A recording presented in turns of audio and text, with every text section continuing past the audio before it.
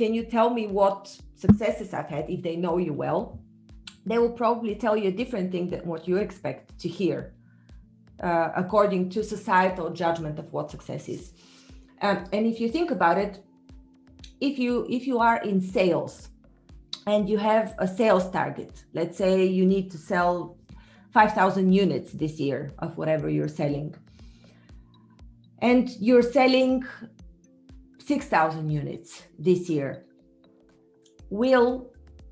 this is again it's like the utility of salary, it's the utility of success. Will this success do you good? Will you feel more successful, or will the utility even diminish? This depends mostly on the level of your integrity between what you're doing and what you define as success and your values. Are you acting with integrity towards your values? And this is the only way you can measure success. If your values are only sales, which are, as a matter of fact, for very few people, money is the highest value. For a very few people, as a matter of fact, you would have to be somewhat impaired, mentally impaired, if this is your highest value. It's just simply impossible from human nature. But if your value were money and you're overshooting your targets, sales targets, then you would say, yes, this was my success. But otherwise, you would look for successes elsewhere. For example, I went to a university that was highly selective, and I consider this a success. Or I managed to gather the money for this and that in a very creative way, and this is a success for me. Or I found a loving partner, and this is a success for me. Or I raised, 1, 2, 3 beautiful, healthy children, and this is a success for me. So this is the way you define your successes, only according to your values and integrity. And what you usually do is take the feeling of success and apply it to the next thing you want to achieve. But this is a technique that I will discuss in a bit. Now I would like to walk you through the 4 steps of perceiving information. So the way we perceive information goes through 4 stages. The first one is unconscious incompetence. So we don't know that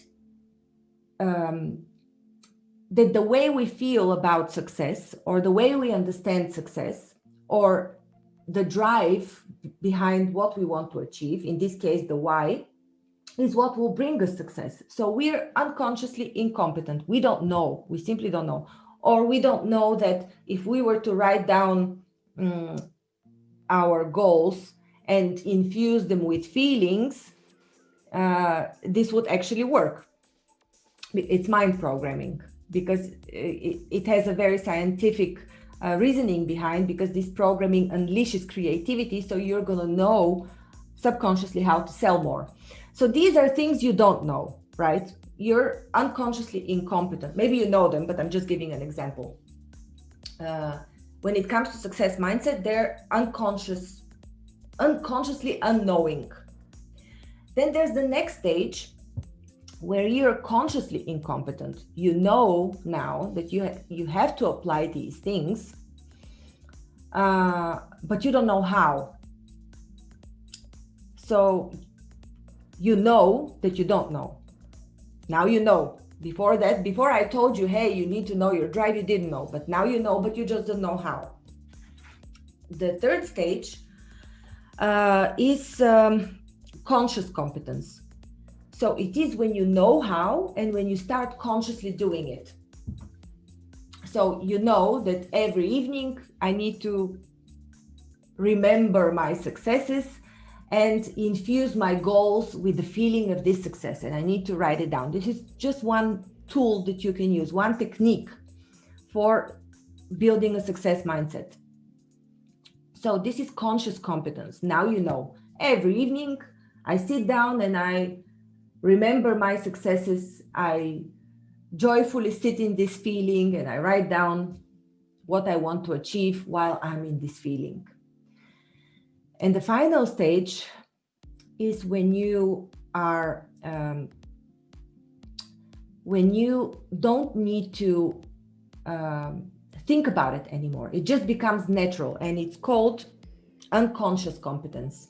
So you're not consciously thinking about it, but you're competent. So you know that if you call out this feeling of success, or if you have been installed in your mindset that you always succeed and that you always achieve what you set your mind to, this is already unconscious competence, and this is what we're all aiming at when it comes to mindset.